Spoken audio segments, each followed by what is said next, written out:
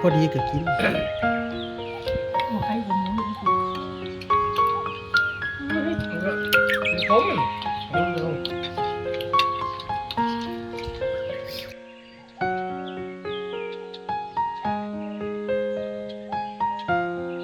ผมมาแต่มันว่ามันก็เป็นแบบ ใช่ปะ อีตาพี่จังผมแต่ นี่แหละเขาเนาะคนสีหางสีมีเป็นหนัง หัวรันเอาไป เออ